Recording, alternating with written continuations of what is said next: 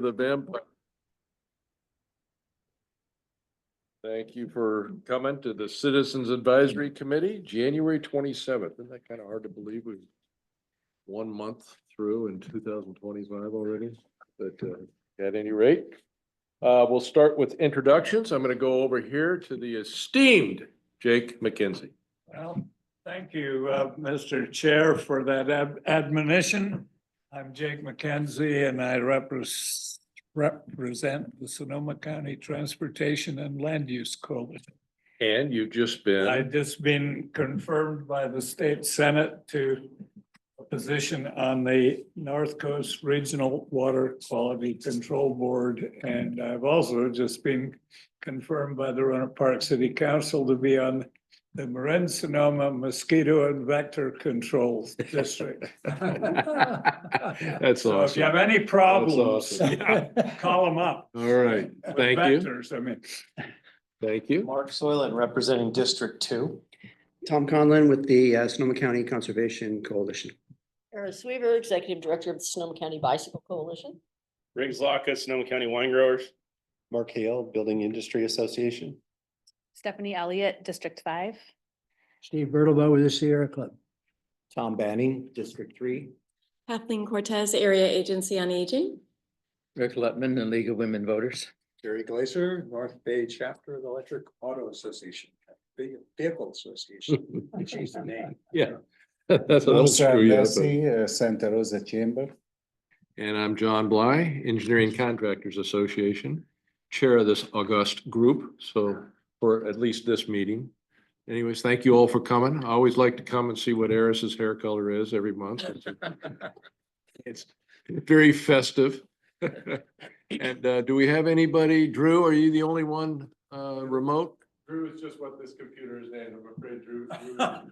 I can't see that far. So who's up there? Hello, Alejandro. All right, thank you. So One more.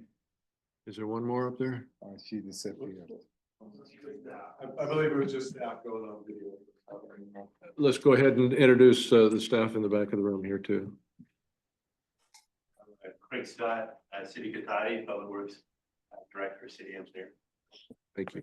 Dave Rupert, CARCPA. And Fred Aaron, CTA. Thank you. I'm Ross Bonnet, a CTA, RCPA, and I do see we have Gina Erickson and Carol Taylor as well. Okay, I see. Today. As well as Alex Lee, who will be presenting. Hi, Gina. Gina, right? I think. Carol. That's That's Carol. I can't even see that far. All right, thank you guys for coming.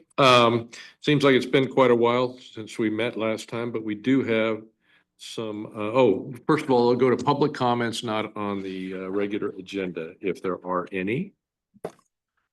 See no hands raised. We'll move on to administrative items, which is the approval of the November 25th meeting minutes. Has everybody had a chance to look at those? I sent the correction in. Did you? I Okay. did send the correction. All right. The last comment that I made was about Smart. And people have been talking to me when I write on Smart about needing connection to Smart, so they don't have these parking lots. But the real comment that I was making was one question about what we should do going forward. People have an expectation that Smart's going to go to Cloverdale. And the point I was making was, can we investigate at some point an express bus that basically goes from train station to train station for those stations that would ultimately be there on the schedule that the train would ultimately take, so the service would be provided, because the highway up that way is not very booked. And it would be very easy to provide the service at a reasonably low cost, a lot less than it costs us to run the track from Healdsburg to Cloverdale. Mr. Chair, Yeah, I was gonna ask, so that was at this meeting that you proposed that, or that was at the, last meeting. but it was at the SMART meeting that you raised that? No, issue? it was at the end of this meeting, and I have actually sent the comments to a number of other places as well. And the reason that came up at all had to do with the objections to the proposal to bring all of the different 27 transit districts together and We objected here in okay. So Sonoma what County. was wrong in the minutes is what I'm not. It's getting. wrong in the minutes, because in the minutes, I said in the minutes was, we should be looking at an express. What the minutes say is an express to get to the stations. No, what I was saying about to take the place of the rail is Okay, not that yet from there. Station to station, okay. And we absolutely do need more buses to get to the rail, and stops every place but there. Fair enough. Jake. Yeah, just as a piece of information, last week MTC and before that, ABAG did modify the Plan Bay Area 2050 to include SMART going to Cloverdale, which had not been in Bay Area Plan 2050. It now is just in terms of future funding, which may of course be somewhat academic over the next number of years, but nonetheless, from MTC's point of view, unless Cloverdale was in Plan Bay Area 2050, there would not be the possibility of monies from MTC going to help accomplish that goal. And just a comment too on Jerry's comment. I wonder how the folks up there would feel about having a bus rather than a train. But that's not. Because, you know, 20 years before they ever get a train anyway, but if they have a bus tomorrow. but yeah, agreed. It's logical, but it's a sore point with them because they've been paying the sales tax Yeah, but. and they want that train to come up. You're getting way off of correcting the minutes, I think. Sorry, thank you. Yeah. Right. Just to make a note, Mr. Chair, Drew has received Mr. Glazer's comments and I believe has incorporated those in for the record. So Okay. Thank you. Yeah. I'll move to approve the minutes. Excellent. Second, With Okay. that edit. With that edit. with the edit. Edited. Discussion is with that edit included in there. Mhm. All those in favor of approving the minutes as edited? Aye. Opposed? Motion carried. Abstentions? Not seeing none. You're on to the SCTA RCPA committee meeting schedule. And who's handling that? I'll just mention that the schedules for 2025 are physically here and then have been posted on our website as well. Yeah, so that's Okay. for all meetings. Thanks, Ross. But I have a question. The Thanksgiving, when is it in November? I'd have to Because we look. have here November 24th. It's the So I don't have. fourth Thursday, third Thursday. What is Thanksgiving? Third Thursday? I'll check, Fourth because I Thursday? want to make sure it is not. Mondays. The only time that the CAC generally doesn't meet is in December and in May. Because your meeting would fall generally between Christmas and New Year's, and because it usually falls in May on Memorial Day. So. Okay. we are generally not, we don't. Thanksgiving. Thanks, Sean. So 3 days. I'm sorry, I can't hear. Oh, just due to the Memorial Day holiday, usually For May? we Okay. have a special meeting now. Right. Yeah. All right, thank you for that. So the meeting schedule is there and it doesn't fall on Thanksgiving, November.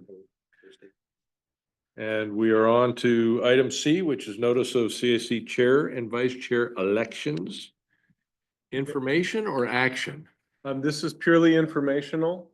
We will be holding the election at the next CAC meeting in February. Now, in the past, there have been longer chunks of time between election. However, upon reviewing the admin code and endeavoring to stick with that, we are going to be having that election yearly. So that election for chair and vice chair will be held at the upcoming meeting. So we're noticing that Okay. for February. All right, thank you. We're You not received a note looking. go Whether ahead. you are available for reelection.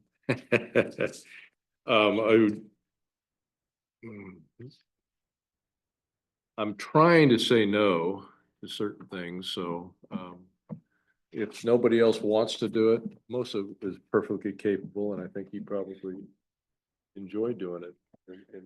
He's done it in my absence, but I'd prefer not to. Again, aren't you guys tired of listening to me, for God's sakes? Oh, no, you have a great voice. If Melissa wants to do it, I would acquiesce. No, I'll let you do it. We'll talk about it next month. That's not, Or but anybody else. I nominate, I nominate everybody else. Thank you. Appreciate that, Rick. Appreciate it.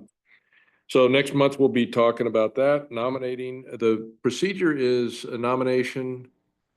And if I'm nominated, I say, yes, I'll do it, then there's a vote. And if somebody else wants to do it, then I believe so. is it a Yeah. closed ballot, is open ballot, just show of hands? I don't remember. No, it's been so long since we did individual this. voting. Okay. I can also, I know Drew has it pretty well dialed in. I Okay. can have him send out that information in advance of the Yeah, meeting. kind of let us know what the rigmarole is for that. Just so there's Appreciate no it. surprises.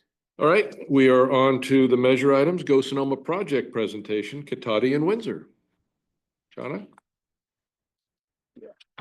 Do that Unless somebody wants to sit by the chair. I'll sit over here. Okay. Spin this around a little bit so you can hear me. And I'm just here to introduce, I'm Shauna Gauze at SCTA RCPA. And I am here to introduce you to Craig Scott, who is representing Katati. And this is kind of fun because we're looking at our first presentations for Go Sonoma projects instead of our Measure M projects. So we're going to hear from Craig first, and then we'll hear from the representative from Windsor after that. But we'll turn it over to Craig. Take it away. Welcome, Craig. Thank you. Thanks for coming. Scott, City Patty, the Public Works Director, City Engineer. It's great to be here.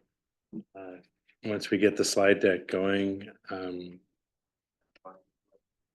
So we have a sidewalk gap closure project. So over the years, through the general plan, public workshops, and the information we get just from the public over the last couple of decades, really, it becomes apparent throughout town that there's priority areas where we need to fill in the gaps in sidewalk. If you're walking down a sidewalk, there's a gap, you have to walk in the dirt or something, or on the street. So there were 9 such locations, and once we designed those 9 locations and got the cost estimate, we scaled those back to 4 locations, which are shown here. On the west side of town, on the west side of Highway 101, which is, you can see 101 going north-south, there is West School Street. And that's 865 feet of pathway. And then on the east side, so towards the hub, the very distinguished hub there, you've got 72 feet of Olaf Street. And on Park Avenue, 220 feet of sidewalk to go in there, and 160 feet on Myrtle Avenue. So starting with West School Street, we do have pictures here showing various stages of completion because we're very close to completing this project. On West School Street, just wanted to highlight that before there was an unimproved shoulder, and the folks there would park perpendicular on the shoulder.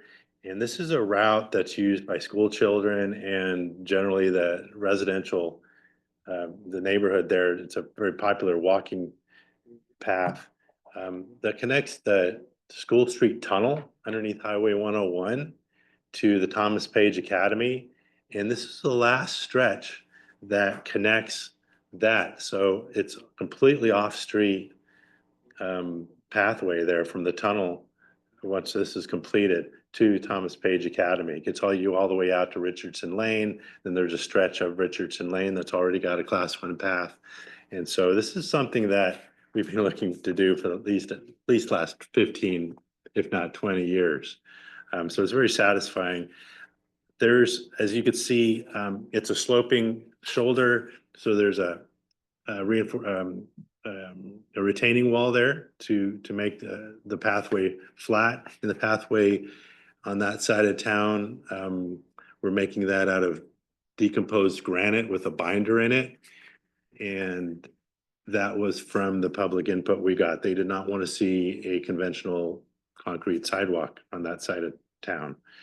And yes, you can see some of the photos there that continue out. You'll see here's some of the sections nearing completion with the retaining wall that I was showing. And then there's a raised curb that adds to the separation between this roadway and the path.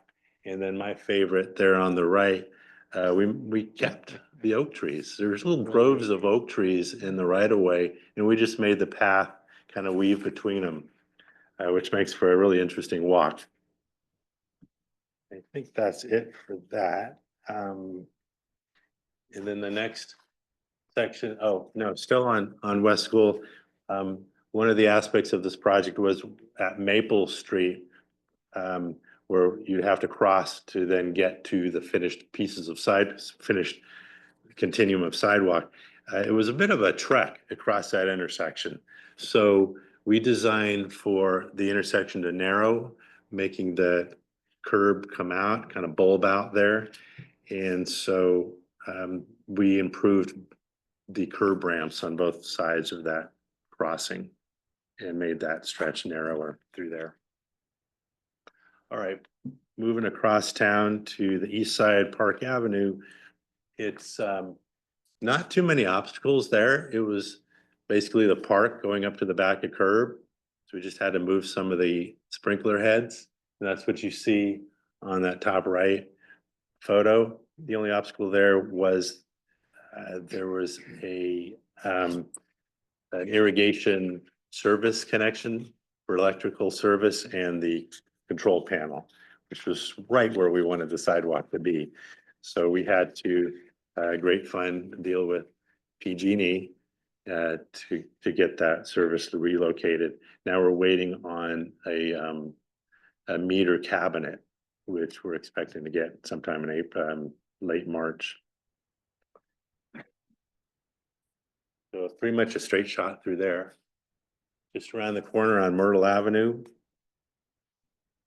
You can see Myrtle Avenue was paved and striped for a previous project, but this is the last remaining piece from Park Avenue to get to a decomposed granite pathway that's existing along the front of Putnam Park.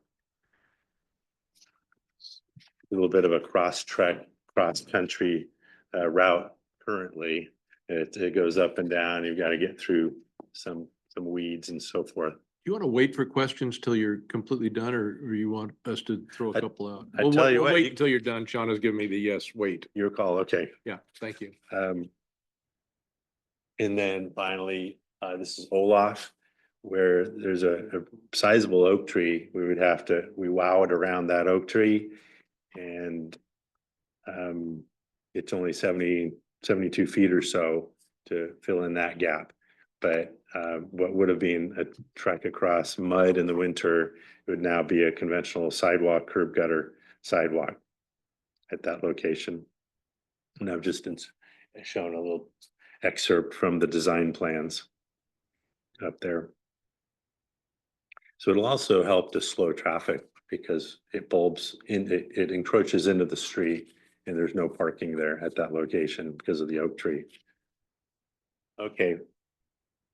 Funding plan. So we've got looking at 235,000 from the city's general fund, 500,000 from Go Sonoma for a total construction phase budget of 735,000. This is not counting the 166,000 from the general fund used for design. So we're well and above the 15% match.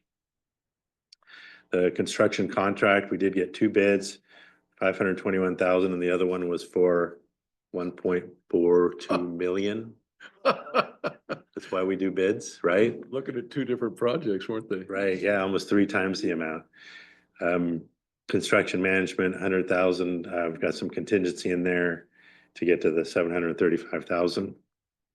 And we've got the timeline here going all the way back to just almost a year ago, March 2024, we actually moved pretty fast on this project, executed the design agreement. We conducted public workshops April and May of last year, finalized design in July, put it out to bid in August, awarded in September, and not a favorable time of year, but we put it out, mobilized and got the construction contract started in the fall. And then we got those rains in November, which slowed things down a little bit. So finally, just to close out the project and the presentation, we're looking for early March to complete the project. The decomposed granite, or granitecrete, as the manufacturer calls it, it takes temperatures of about 65, 70 degrees to properly cure. And we're not getting many of those days this time of year. So we're kind of in a holding pattern right now for warmer days. And then, as I had mentioned, the cabinet for the meter panel, it's not coming until late March, which will finish up that one section. But we're not too much work left to complete. And then just in April, we'd be closing out the project. So that completes the presentation. I'd be happy to respond to any questions. Quick one, the decomposed granite walkway suitable for wheelchair, roller, other types of access that would dig into it? It is. Okay, It's it's a hard surface, not a loose gravel surface. Correct. It's ADA compliant and it holds up because of that binder. It's actually applied similar to asphalt where it's rolled and compacted and then cured. Yeah. Yeah, thank you. Yeah. Go ahead, Tom. In Cotati, who is responsible for sidewalk maintenance? Is it the city? Is it the property owner whose property abuts the sidewalk, or? Well, the streets, sure. Yeah, that's the Streets and Highways Code says that it's the responsibility of the property owner that's immediately adjacent to that stretch of sidewalk. So when the cities typically, when they get complaints, and we're no different, we'll go out immediately and put orange spray paint on that crack or tripping hazard, and then send a violation notice. Sounds really stark, but to the home property owner, and give them time to make that correction. So that's what we do. Okay. So it's generated by, you need a complaint. Correct. Now just for general maintenance purposes, we have some money set aside every year where we do sidewalk shaving. Just to deal with some of the cracks that are about an inch or less that we can just shave down. So we do take on that effort. Okay, thank you. Wilson? A follow-up question, the cost of building the sidewalks, do you send a bill to the property owners or the city pays for them? For Could you get cracks closer in to the the mic? 'Cause sidewalk? you're hard to hear. Yeah, I'm saying, like the sidewalk, the cost of building the sidewalk, do you convey, that cost to the property owners or the city pays for it? oh, in the case we were just talking about? Where No, there's in the case of building the new sidewalks. Oh, it's general fund money, so it's the coming out of the general revenues of the city. So you don't Spread out charge- over everybody, all of You the, don't charge the property owners for building the sidewalk in no. front of?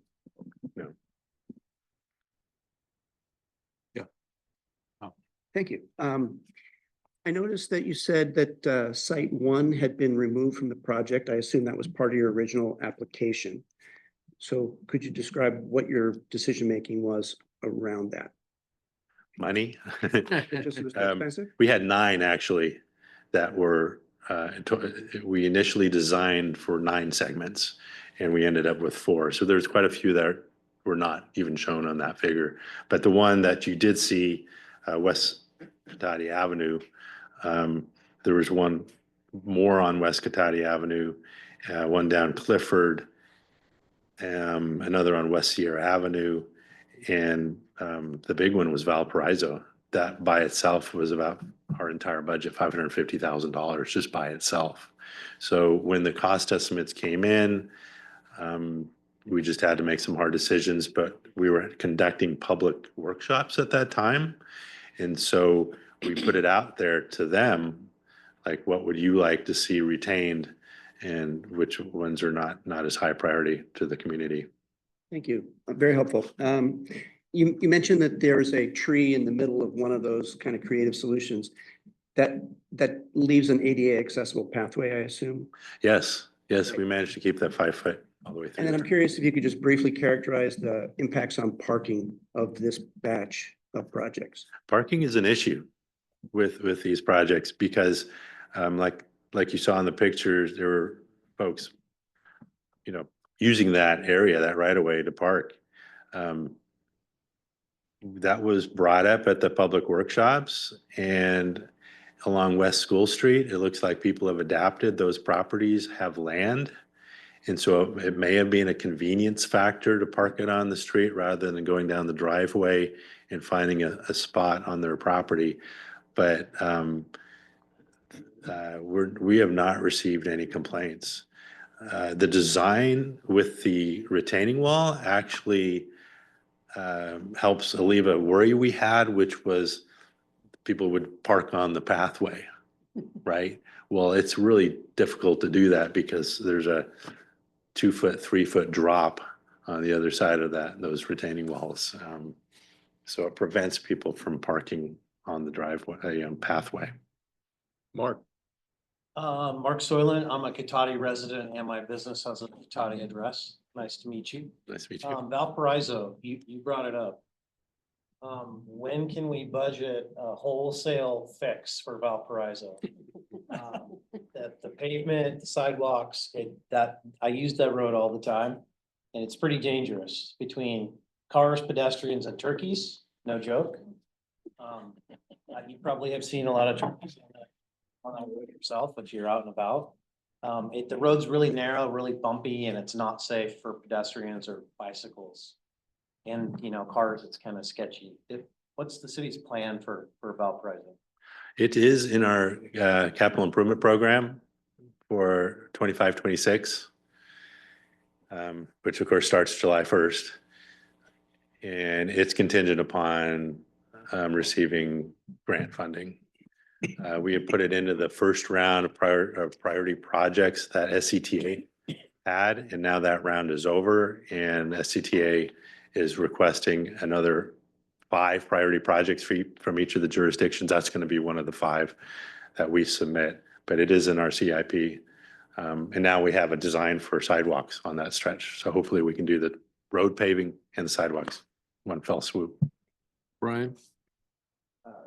November, you passed the roundabout deal. Will that change your priority project list relative to SCTA?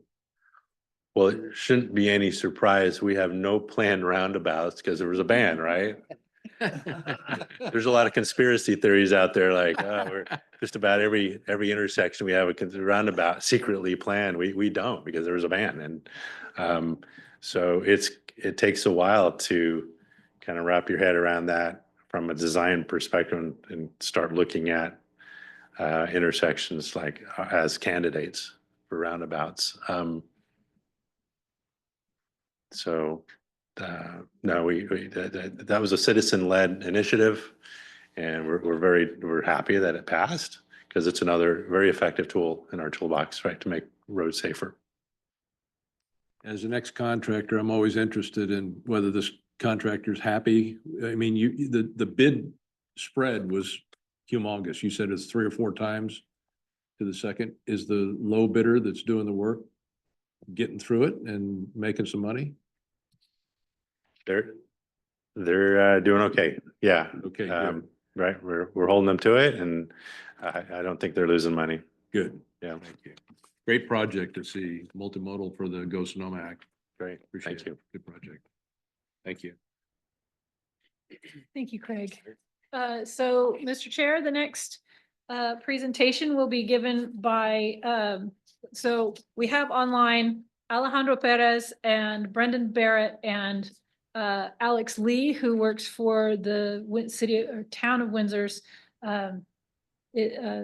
consultant. So they will, I think I'm going to hand it over to Mr. Lee to make the presentation, and then Alejandro and Brendan are here for backup. Awesome. Thank you. I was just gonna interrupt first. I am Alejandro Perez with the town of Windsor, one of the senior civil engineer, and I was gonna introduce Alex Lee with Mark Thomas as our consultant.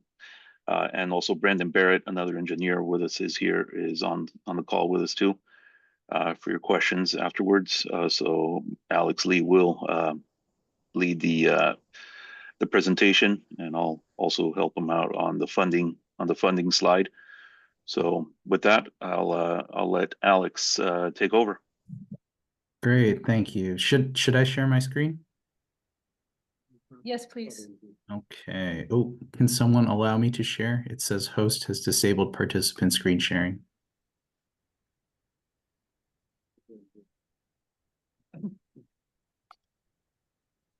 Okay, great. Now I just got to find the correct screen. You would think after a couple years of having to do this, I would be better at it by now.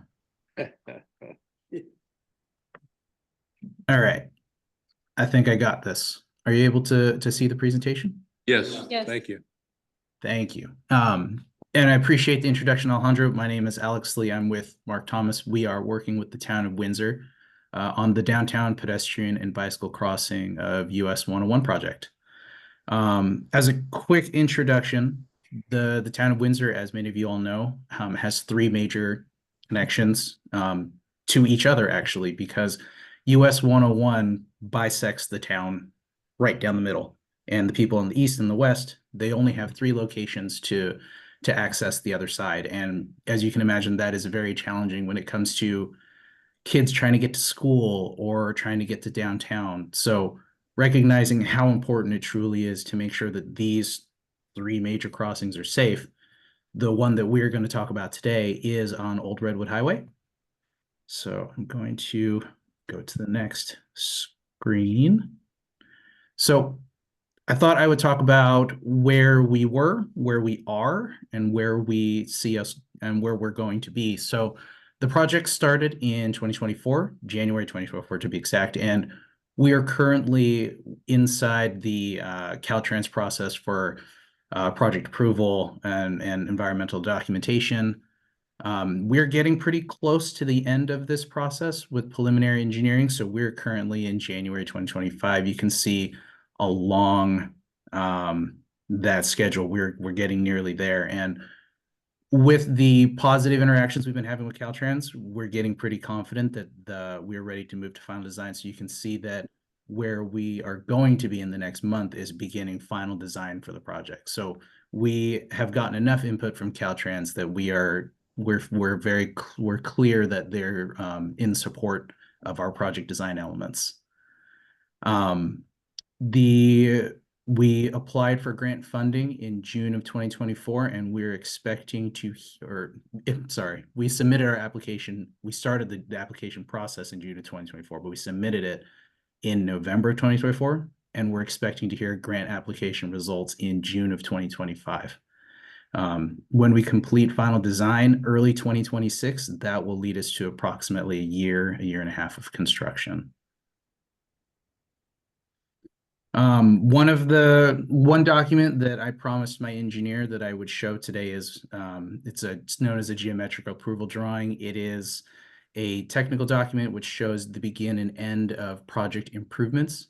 And it is just one of the few exhibits that we submit to Caltrans so that they can view project elements and make sure that they're in general concurrence with what the project was intending to construct.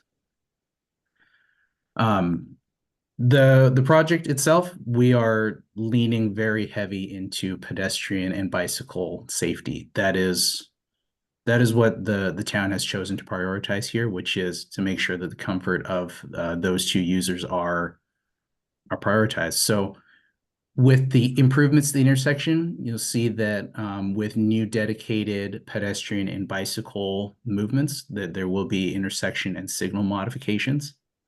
That could be anything from new signal phases to accommodate dedicated bike and pedestrian movements. In addition to the signal improvements, there's general intersection improvements. Much of what like you heard with the previous presentation, there's an emphasis on safety by reducing crossing distance. So to show a quick picture of how that works is we're utilizing bulb outs in many cases just to reduce the time in which a pedestrian requires the pedestrian to cross the street. Reducing that amount of time that is needed to cross the street reduces the amount of time that they're in conflict with vehicles.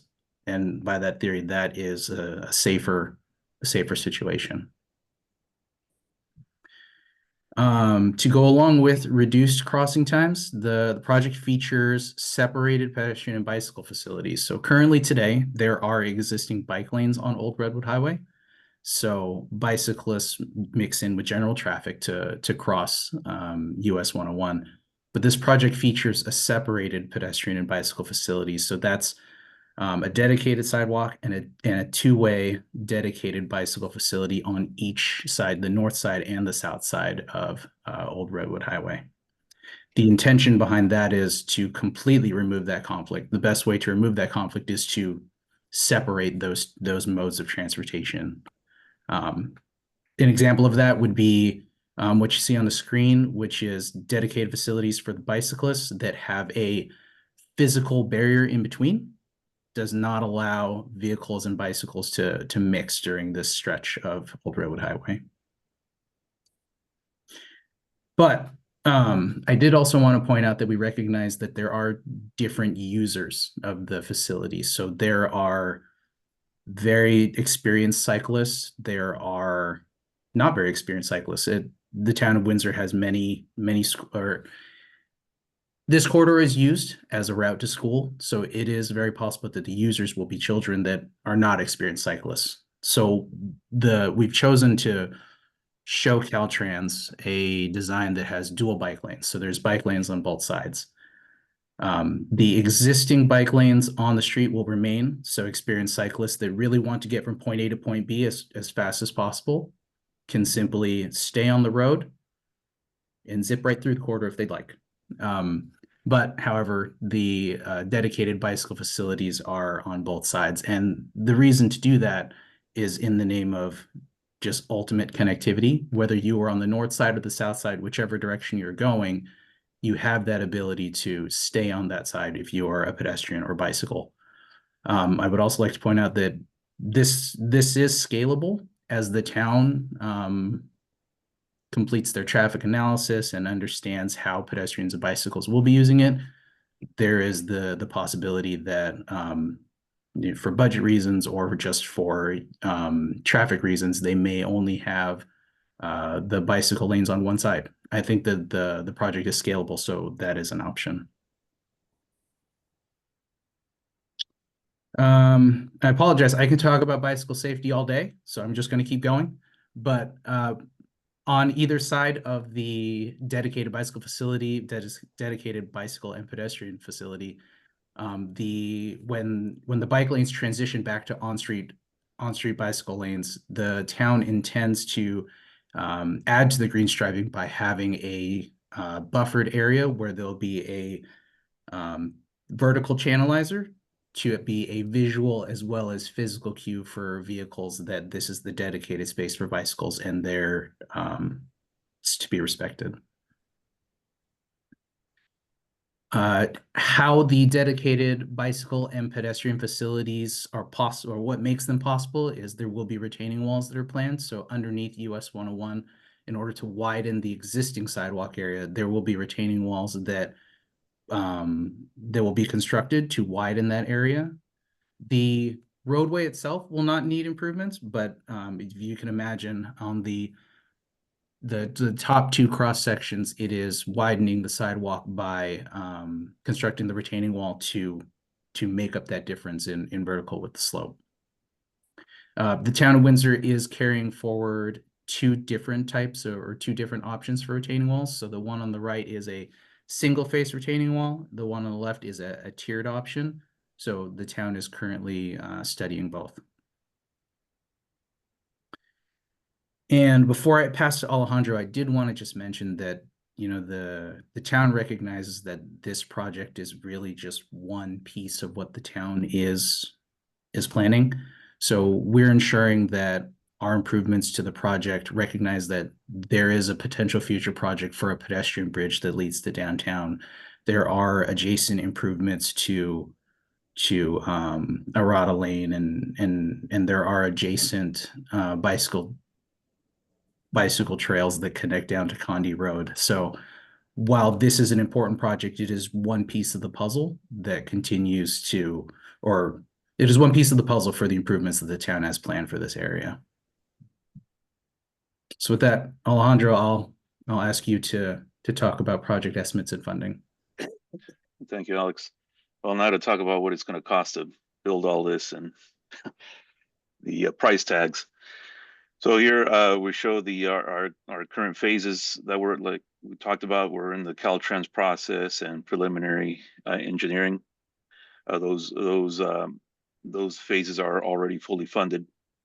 We estimate right now construction of this project to be at 6.8 million, as Alex showed us. But again, that could be scalable, as you mentioned. That is not fully funded. So in our identified construction funding sources, we have one Bay Area grant for $2 million, a Go Sonoma grant for 600,000. Our local funds have been identified right now at $500,000, and which leaves us with a funding gap of $3.7 million at this time. So as Alex mentioned earlier, we've applied for additional grant funding, and hopefully later on this year we'll get some good news. And otherwise, we'll be looking for funding in other places as time goes on. So that is our presentation. Is the Koi Nation going to be contributing anything to that $3.7 million shortfall? At this point, I can't say they are or they're not. Be a good PR move for them, wouldn't it? Well, that's yeah, that's a good question, but at this point, yeah, I cannot. Okay, thank you. Rick has a question, Lutman. Yeah, that grant that you're expecting to hear about in June, would that close the funding gap completely? Alex, can you fill that one? I think that as Alejandro mentioned, the project is scalable. I do believe that if that grant is, if the results of that grant application are favorable, I think it gets us much closer. But construction prices are continuing to increase every year, just due to inflation. So I think what I'm saying is if it comes back favorable, it does get us much closer, but that's why I wanted to mention earlier that the project is scalable. So based on the results, we are able to remove portions of the project if funding becomes an issue. Okay, thank you. Tom? Forgive me, this is a naive South County perspective question. What's there now? There's no crossing now? There's an existing crossing? There are existing sidewalks. However, the town did perform a study, and with the public outreach, they did get some feedback that the undercrossing is not very inviting. So it is a very small 4-foot wide sidewalk that does not have very good lighting. So bicyclists must stay on Old Redwood Highway, but there is existing pedestrian path that is 4 or 5 feet wide. It is what would be considered minimal width. But the automobile lanes are the same as what was previously there, or they're changed to those as well? No, that's correct. So the vehicular lanes would remain as is. All the widening occurs outside of the travel way. Great, thank you. Yeah, Tom. Could you discuss the safety design of the locations where the bike paths cross the on-ramps, both north and southbound, the point where people make a tight turn and hit the accelerator, and what features are there to prevent any adverse interaction with cyclists? Yeah, certainly. Let me, Because that seems to be the most dangerous spot in the yeah, no, whole design. you're absolutely correct. Let me just flip back to a slide that shows that well. Sure, Alex, I apologize. Sorry, am I still sharing my screen or no? Oh, no. Let me try that one more time. Let's see.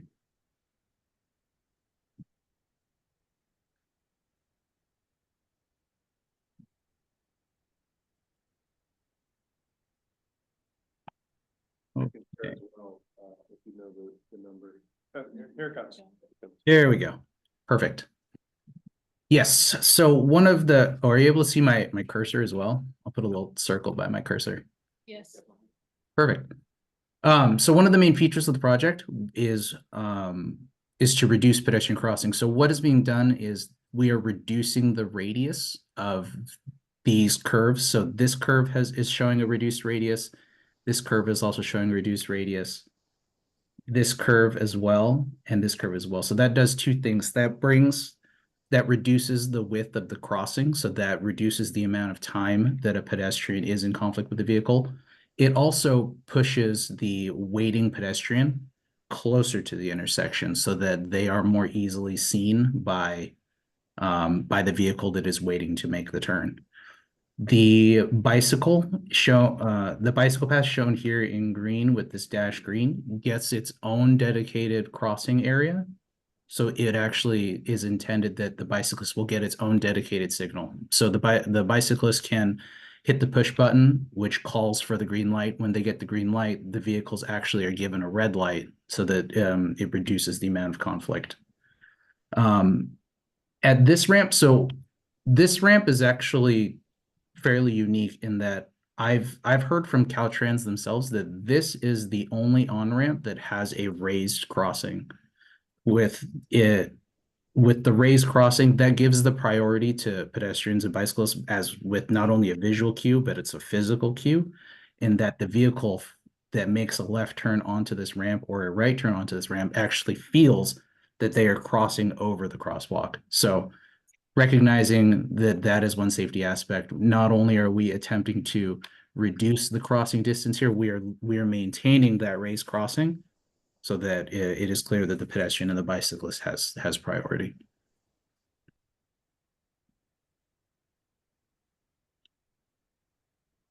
Does that help answer the question? Yes, but on the on-ramps, both north and southbound, is there any lighting for when the crosswalk is occupied, like a flasher or anything like that? Or are you relying on just good sight lines? It is good sight lines. It's also intended that the traffic signals give pedestrians crossing their dedicated time. We're still doing traffic studies. We're trying to understand what impacts would have on traffic. One of the design ideas being studied is to provide a no turn phase for this right turn to really prioritize the crossing time for a ped and a bike. We haven't got there yet because we have not yet begun final design, but we're not leaving any stones unturned. Everything is on the table to understand what would both be safe, what would both be safe for bikes and pedestrians, but also, acceptable from a traffic perspective to the town. Okay, thank you. When you say no turn, that's a no turn on red, correct? You still got no turn on red, or potentially even a dedicated crossing phase for the ped and the bike, but all those things are still in preliminary at the moment. We need to complete our traffic study. Yeah, I just want to make sure I understand. You'd still have cars that are going to be turning from Old Redwood Highway onto Lakewood Drive. They just can't turn on a red light. Is that? I'm not sure I'm understanding what you're saying. Yeah, it would be that That is correct. So there would be a no turn on red. Another safety feature here too is that that with the surface mounted channelizers here, the bicyclist has their own dedicated space. So cars would not be able to sneak around a waiting car to turn on red, or sorry, to turn in front of the bicyclist. Okay. Thank you. Any other questions?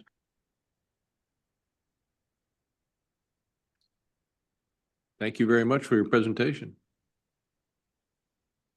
Thank you. All right, thank you. Guys.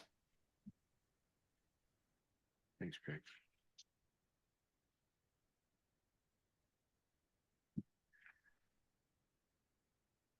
Okay, we're on to our draft of an annual report. Shauna, you're still up?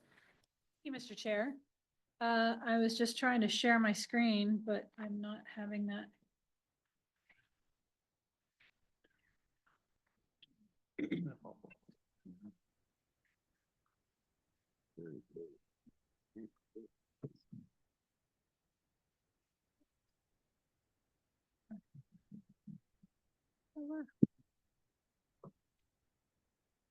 So hopefully you have all had a chance to review this, but because we have at least one new member, let me just go briefly over what the Measure M annual report includes. So the Measure M annual report reports annually on the expenditures and revenues that we collected for the sales tax measure, known as Measure M, quarter-cent sales tax measure, and it goes into several different programs. So the beginning of the report talks about, it just has an executive summary that tells you essentially, and it's a very brief description of what happened over the year in each one of those programs.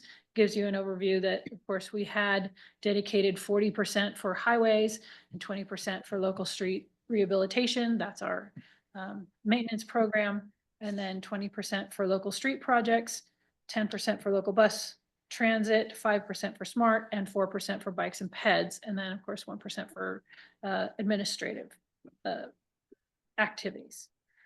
So then the report goes into more detail on each one of those programs. So with an overview of all of the programs included in the introduction, and then each of the measures is identified. The apportionment programs are first. Those are the ones where we take money off the top and give them straight to the jurisdictions to spend at their discretion. They report out back to us what they spent their money on. So that is the local streets rehabilitation program and the local bus transit program. And then the project specific programs. So in the apportionment program, part of the document, it details how each one of the jurisdictions spent those apportionment funds. They send us annual reporting letters, and then we detail that information in this part of the report. Following that, you will see a discussion. So there's the local bus transit.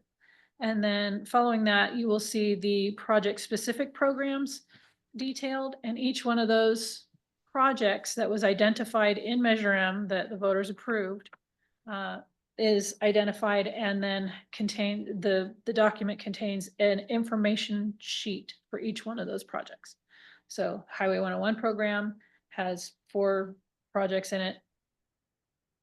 Yes, 4 projects. Local street projects, bicycle ped projects, and then the rail program. All of those are detailed on an information sheet.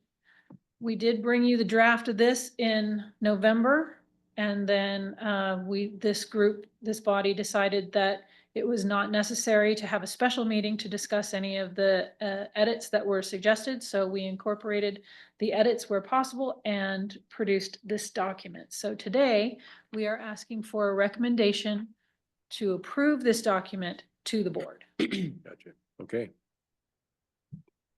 So you've incorporated the issues that we talked about back in November into this final document. Mhm. Okay.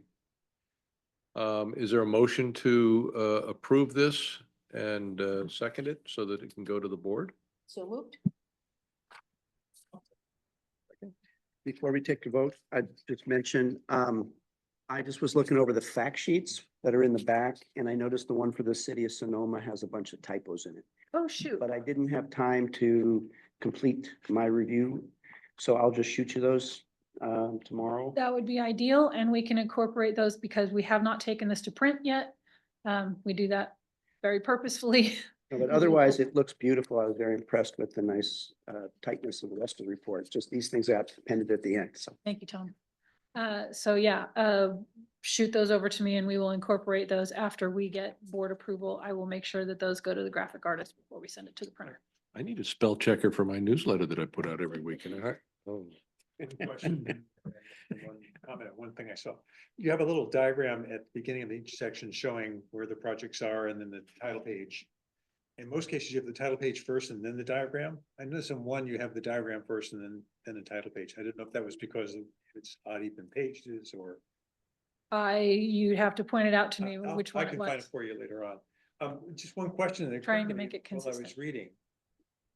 Was the amount of money that the county gets versus the city of Santa Rosa, then the comparable amount of money. I was wondering how much roadway each one is responsible for as far as miles. Do we know what that is, don't we? Oh, yeah, I believe the county, and correct me if I'm wrong on this, David, I believe the county has somewhere upwards of 1,200 miles of roadway, and I do not know what the city of Santa Rosa's road miles are, but it's 1384. less than that. county unincorporated is 1384, I think. Yeah, but the city. Yeah, it's part of their, it is part of their formula. Yeah, I remember, the part of the formula has to do with the length and also the population. Exactly. And I always wonder about that part simply because I ride on the county roads all the time and in one presentation, the explanation as to why the county roads were so bad was we're paving the cow path. But on the same cow path, when I go from Sonoma County and then on that cow path into Marin County, the road suddenly becomes really nice. Yeah. It's a nice cow path. And I was just wondering whether our formula had a problem with it because of the number of miles the county has and the amount of funding the county gets. The materials that they're able to use are not of the kind of quality that is necessary for roads. Maybe Maureen cows have higher standards. Better cheese. Melissa. And lighter. On the citizen advisory member names, what did you use to organize these? Because I don't see any trend there. You don't see any, I'm sorry. So what did you use to organize? We use the them? roster and then I believe it's, it might be alphabetical by organization. Have to look. Because I don't see anything. By organization, they are mixed and, I believe this is the way that the order the organizations are listed in the admin code. And that's what we took it from when we make this, but I'm not sure what the original thought was there, but yeah, it's going off that. It is taken directly from the roster that Drew maintains. So if Drew maintains it based on what's listed in the admin code, then that would be the order that is used. Is it a problem or? No, you're just because I was about it? curious, Yeah. is it by organization, by last name, first name, because none of them apply, Mhm. And for the, the board, I see different, organization or. By the way, the place where the two diagrams, the diagram versus the title are reversed, I think, is right in front of bicycle pedestrian project programs. I think that diagram before there goes with that. Thank you. I will check and make sure that they are consistent in the final document. Mark? Yeah, unless Mark wants to go by Mike, can you change District 2 to Mark Soyland?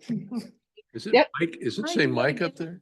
It doesn't say that on this version. Well, I got that.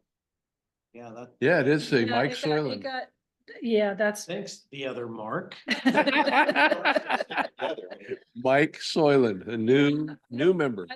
apologize. I know Mark told me about it once before and it did get adjusted, so I don't know why that's like that. It may be just because it was a carryover because we used the same graphic artist and she may just be using an old version. I apologize about that. That will get fixed.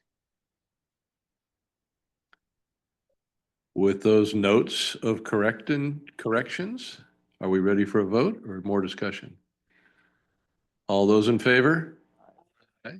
Oppose? Abstentions? Motion carries. Thank you so much.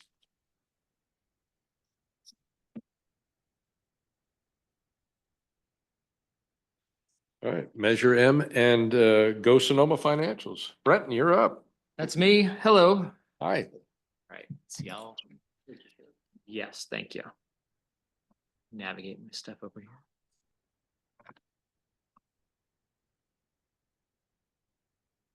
I see you. Let me try doing a share request. Mike Soylent. It is. Good catch. Take up. Try sharing again.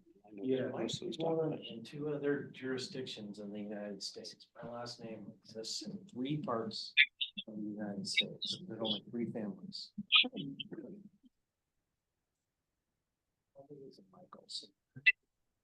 Is that one of us giving feedback? I don't have any sound on my computer.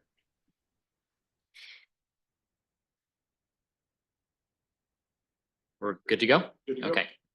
All right. Hello, everyone. I'm Brenton. I'm the Fiscal and Administrative Analyst for the SCTA RCPA, and this is a presentation on the Measure M and Go Sonoma financials for the month ending December 31st. So first, a quick description of your packet. You receive 4 attachments with this. There are balance sheets for Measure M and a Measure M cash flow report showing year-to-date and program-to-date cash flows. And then recently, starting this year, we've begun including the Go Sonoma balance sheets and the Go Sonoma cash flow reports as well. So those are included in the packet, but I won't be going over them right now, but the information in there will be provided in this presentation.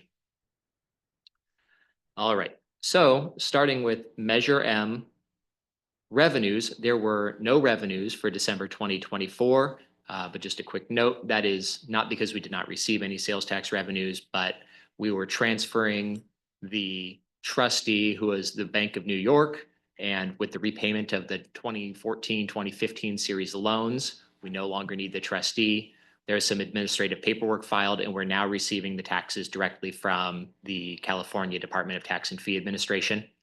So the money was on hand with the trustee. We just hadn't received it in December. At this point, as of today, we have received it now, and you'll see that on the January financial report.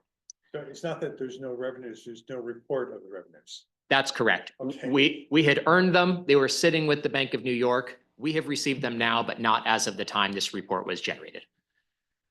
Will we always be a month off then, or? We will not. It was only because of the administrative paperwork we had to Okay. file with the state and the bank to get the funds. So we'll be caught up. You'll see 2 months of revenue in January. Thank you. All right, and we're sitting on a cash balance of $73,738,575. All right, so in December, as I mentioned, revenues were $0, but there were $2,580,320.78 in sales tax that were on deposit with the trustee. We've received now, and they'll show up on our next report. And so these numbers here, the taxes, I'm sorry, I have a lot of stuff on my screen, so I can't see my own screen here. There we go. So the taxes received in December, these are received, we'll actually receive them in January. They were up 7.64% from what we received in 2023. And so as you can see from the second line, the year-to-date earned, we are only down 0.83% from where we were in 2023. This is good news. If you remember our last report, we had kind of a dip. We have a planned meeting with our HDL sales tax consultants next month. And so hopefully we'll talk about the cause of this, whether it was a late filer, we're not sure yet. But things are looking a lot better than they were last month. And so year-to-date received, which includes some of the sales taxes that are actually accounted for in fiscal year 23-24, are now $16,021,668, which is down 1.67% from where we were in 2023.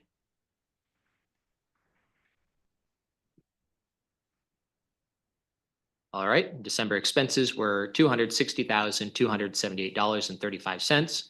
That's predominantly consulting services of $210,743, and then $34,815 in staff time. All right, and now we're moving on. New slides for Go Sonoma financials as the Go Sonoma programs start kicking off. These will be expanded more, but for now, this is just going to fit on a single slide. We had no revenues for Go Sonoma. We probably won't begin receiving revenues other than some minor interest revenues until, I believe, June. And for expenses, there were $18,462.40 of expenses, and those were almost entirely staff time. And Go Sonoma is sitting on a cash balance of $1,656,218.94. And that's the end of my presentation. Just fast reminder, the fiscal year then is July to June? Correct. Also, I remember in the last meeting, we asked about HDL sales tax projection, and you mentioned you will send us something, but I didn't recall receiving anything. Did we not send? Well, we have a meeting in June, or I'm sorry, not in June, in February. So I'll send you the most recent one, or I can send you the prior one that we've received for Q1. Or we can send both. I'll get a copy of the last one we've received, and we have an updated meeting scheduled for next month. Does it include, what's the projections, for, future, quarters? Yeah? Yes, we should have a projection for you. Okay, thank you. okay, thank you. And action item, I don't believe there's any action. information. It's a report. That's all. Thanks, Brendan. Thank you.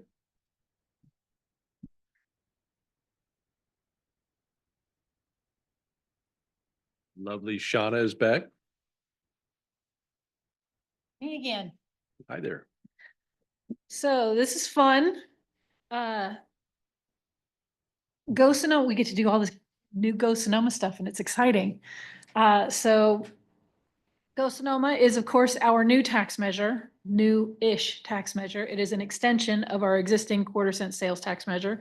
So Measure M will stop collecting funds on March 31st of this year, and Go Sonoma will begin on April 1st of this year collecting. And of course, there are different formulas in Go Sonoma than there were in Measure M. And so one of the policies that is included in the Go Sonoma Strategic Implementation Plan, because the Go Sonoma measure is crafted differently than Measure M was, all of the projects that are included in Go Sonoma are competitive. They must go through a competitive selection process. So that's totally fine. So we were trying to decide how best to keep abreast of these projects because as you are all aware, 20 years into Measure M, not all the projects progressed at the same rate, nor did they have the same sort of commitment from each of the jurisdictions. So we wanted to make sure that as we moved forward through Go Sonoma, that we had a way to track these projects to ensure their best success in delivery. So policy 4.12 of the Strategic Implementation Plan requires that each of the projects that are selected report on a quarterly basis. Once they are selected, then they can begin reporting.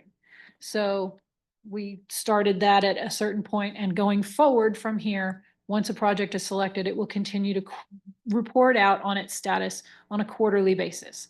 That is to ensure that projects that are perhaps not programmed in the current fiscal year, but in 2 years from now, are progressing so that they will be ready to use that money when we get to the point when their funding is programmed. Or if they are nearing the time when they need to, use their money, we want to make sure that they're not running into any kind of delays that would cause us to not be able to deliver those projects. So we are asking each of the project sponsors to provide this quarterly reporting. They have been doing so for almost a year now. I think that's about right. They've done, yeah, I think it's been about a year. So we are working, we've worked out some of the kinks in that reporting cycle, and now we are going to be bringing the quarterly reporting to both the CAC and the board as it happens. So once we get that reporting, we've reviewed it, make sure that everything looks accurate and that there aren't any questions popping up, then we will bring it to the CAC for information and then to the board. This is another way for you all to stay informed about the projects as they progress through their delivery. So that is just an informational item. All of the quarterly reporting is included in the agenda packet. It is also going to be posted online as soon as we've been through this process with you all. We have taken these same information sheets to the technical advisory committee so that they could review their own reporting and make sure that there weren't any typos or anything that had been misrepresented. Thank you. That's confusing. You did a good job explaining it to us. Appreciate it. Questions? Yeah. You go, Jerry. Just one thing about allocations. So the $72 million, which is there right now, that would follow the profile of expenditures that are determined by Measure M, and Go Sonoma would have a different pool. Is that? The $72 million. I'm sorry, I Sorry, was the $72 slightly million. distracted during Brendan's Okay. presentation, so I did not. We have See $72 that. million in the bank, basically. That will remain Measure M funding, and that will In the be profile. ruled by Measure M rules. Yes.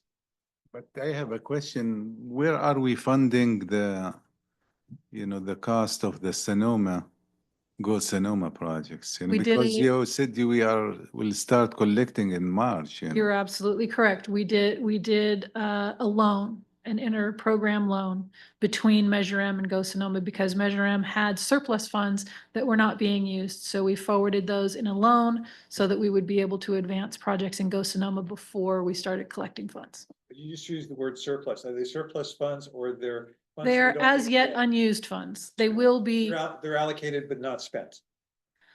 They're- that's correct. Okay. They've been collected, but the projects that they were allocated to have not yet had need of them. I'm just curious what the smallest of our awarded projects are and whether this quarterly reporting is burdensome to some of those smaller jurisdictions that are perhaps doing a small project. I know Sonoma, I think, has a $1.6 million bike ped project that's spread over a couple of years. I don't think that should be burdensome to do a quarterly report, but I'm curious if you're getting pushback from jurisdictions. I have not yet had pushback from jurisdictions. I have had a little bit of reluctance from some of the smaller jurisdictions that may find it challenging with their existing workload to complete that, but they are completing it. It just usually takes a little. And I'm assuming that the process, you said you worked through some bugs, make sure the forms are simple and should be repetitive. It shouldn't be that burdensome on. That's right. The sections that actually get updated as far as on a quarterly basis are relatively small. Right. So it's not an onerous process. Steve? So I noticed that on the quarterly reporting fact sheets, we don't have anything from Santa Rosa. Is there a reason for that? Santa Rosa didn't receive any Go Sonoma funding. In the SCTA funding program, that first cycle, we included several different funding sources as part of that program. So there was One Bay Area grant funds, which include federal funding, and there was STIP funding that was included, and there was Go Sonoma funding, and there were a number of other sources. The city of Santa Rosa got a significant amount of both One Bay Area grant and STIP funding. So they did not receive Go Sonoma funding. We reserved that for some of the smaller jurisdictions where it's probably easier for those smaller jurisdictions with the smaller staffs to not have to go through that federal aid process, which is in fact a very onerous process. All right. Is the funding cycle, is it annual or is it ongoing? The for Go Sonoma or for, I mean, we are including Go Sonoma in the SCTA funding program, which will be doing another call for projects in about August of this year.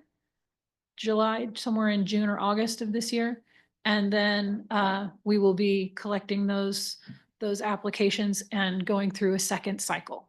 And that will include both One Bay Area grant funding and Go Sonoma funding that for the next. Is it annual cycle or about there every is 4 no specified cycle? About every 4 years. Yeah. I'm going to ask this in a clumsy way. I need Dennis Harder here. As you go through here and close out the Measure M projects and the Measure M funding, and we move into the Go Sonoma Act projects and the Go Sonoma Act funding, is it going to act like a sweep account where whatever is unallocated, I think your words were, or not spent in the Measure M, will it just be swept into the Go Sonoma Act, or does it have to be kept separate? So a couple of years ago, we created I don't want to call it a slush fund, but it was a unassigned amount. So we adjusted the expenditure plan where the projects that had not yet moved forward that seemed to be languishing, for example, Farmers Lane, had $19 million identified in the measure, and it spent $430K, I think, very early on right away, and that's all they ever spent. So there was a surplus, we'll say, a surplus of I wouldn't call it surplus. There was an amount of unspent funding that had been collected on behalf of Farmers Lane that had not yet been spent. So staff went through with the jurisdictions, had very serious conversations about what was meant to really move forward and what was probably not going to move forward. And so several of the projects that had not yet moved forward had their amount of anticipated funding reduced. So some of the projects had 19 million originally, got reduced down to about $4 million. They'll still have funding to move forward with those portions of the project that the project sponsor feels they are able to deliver, but the rest of that funding that had been collected goes into an unassigned account, and that is available on first come, first serve for the projects that are still listed in the measure. It cannot go to anything other than what is listed in the measure. So it's not a second bite deal. Santa Rosa can't then come back and say, hey, we want the other 15 million for Farmers Lane. They could. If they came to us with a fully developed project that was ready to go and they had the match, the one-to-one match, they could absolutely have that money if that was available, if that was in the fund. Thank you. Mhm. On that one great case study, but also with the caveat that MTC, this county has asked MTC to remove that project from the Bay Area wide. So it makes it even harder for that hypothetical to occur. It was, I apologize for They'd the have to hit that example. That mark was as the one that jumped to mind, but there are other projects. Yeah. That didn't move forward. Thank you. And I think we said this at the last meeting, we talked about the annual reporting. We will continue to be doing an annual report for Measure M because there remain some active projects, for example, landscaping on Highway 101. That's right. That will continue to need to be overseen by this committee. $2 million worth of.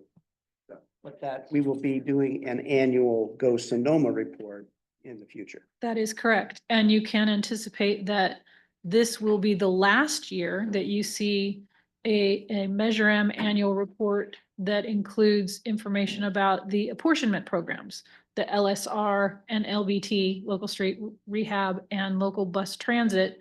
Those will turn into Go Sonoma Roads and Go Sonoma Transit, and that part won't even be included in a Measure M annual report anymore. And I honestly believe that we will probably be combining them. So there will be a section that talks about Measure M and a section that talks about Go Sonoma.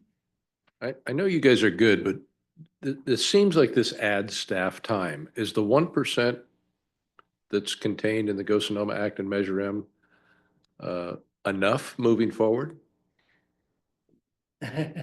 Go Sonoma is limited to 1% administration. Right. But we have been able to identify ways to help the jurisdictions move forward. Um, and, and I forget exactly what it's called. I should know, but I'm on the spot, so I don't. But we have funding identified that helps, that is about 5%, that helps move projects forward for SCTA to help projects move forward. Okay. It's, what's it called, David? Development? Capacity, not capacity building. Within, not capacity building on the roads, but capacity building so that the jurisdictions have the option to come to us for resources or to come to, like, this is why we're helping with the quarterly reporting to help make sure that they're moving along and we can identify problems early. So that funding is identified in the measure, and we are using some of that for staff time to help the jurisdictions along. Thank you. Steve? So when we put the measure together, we hadn't seen the Air Resources Board's projection that we should reduce vehicle miles traveled by 25%. And we should double transit. How do we meet those kinds of goals, or try to, given the fact that we planned Go Sonoma way back when? Well, that's a good question, but as I know you recall, we looked at putting all of Go Sonoma into transit, and that still wouldn't solve transit's issues. So we'll do the best what we can with the way that the measure is crafted. We make sure that we have criteria, project evaluation criteria that try to prioritize those things that are identified in the regional transportation plan and by the Air Resources Board and all of the other climate emergencies that we have coming towards us. We're doing the best we can with the money that we have. It's really a drop in the bucket, but I think we're moving the needle. I think we're making a difference with how we program funding now compared to how we did it with Measure M. Yeah. The EPA doubles the amount of public transit needed. Are we One question, the goal here today, you gave us the quarterly report back on these projects. What do you look for us to make comments on? Oh, this is just for your information so that you know that it will be coming to you, so that you have another resource at your disposal to keep track of the projects, because as you know, the CAC is tasked with oversight of the measure. So we wanted to provide you with as much detail as we can. And you are also aware that the annual report only comes out once a year, and the strategic plan, if we're doing it properly, comes out once every 2 or 3 years. And so those information sheets are static. Once they get printed, that's all there is. So we're trying to make sure that you have the most up-to-date information on each of one of these projects as you have available to you. And these are also posted on the web, if I didn't say that earlier. Thanks, Shauna. You bet. Thank you very much. Any other comments or questions? Great job. Thank you. Oh, we're on to the second page, which is very short. Do we have announcements? Jerry. Sure, but you go first, because I always go first. Sorry, David, what? There's another item. What did I miss?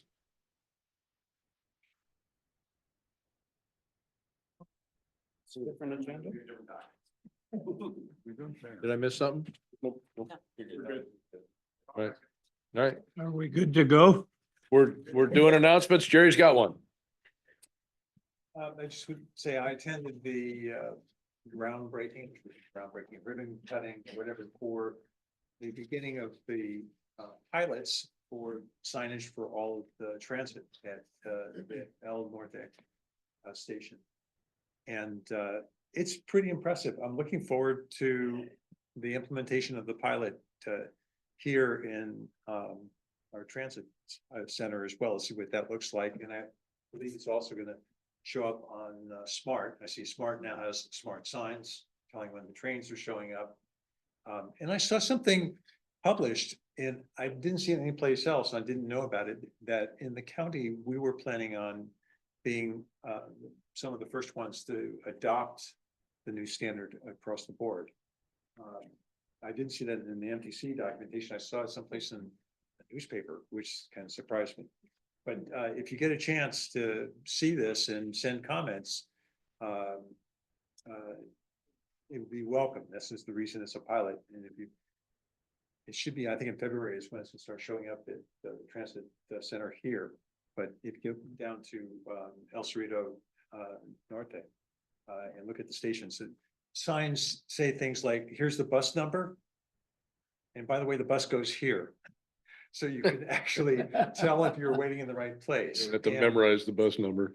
I'm standing in the BART station and here's an elevator and right above it says orange line at such and such, take this elevator, red line, by the way, the red line goes to San Francisco Airport, orange line goes to Oakland Airport. So they've done a lot of really good work on it. Cool. Mr. Chair. Yes, Jake. MTC now has a new chair, Sue Noack from Pleasant Hill, and a new vice chair, Stephanie Moulton Peters from Marin County. So these are new officers in MTC. Second piece of information, David Rabbit is no longer on MTC as past president of ABAG. His appointment finished last week, and so we now only have one representative on MTC from Sonoma County, and that's Victoria Fleming from Santa Rosa. So that's by way of information. That's good information. And Can we the other do anything significant about piece that? of information is that Jim Spearing, after 38 years on MTC representing Solano County, retired last week as well.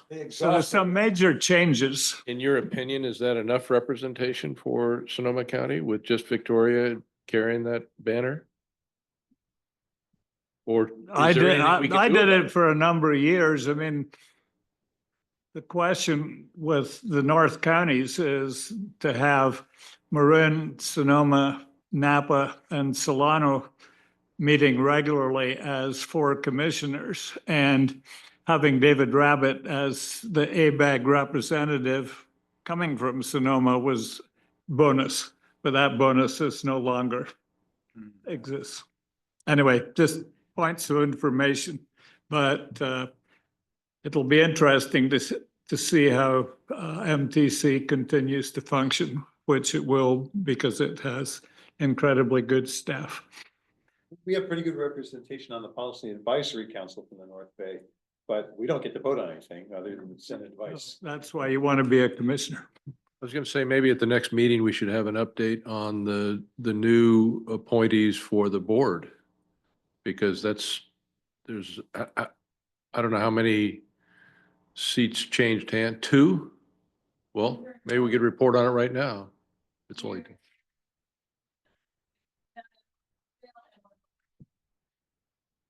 So Melanie is gone.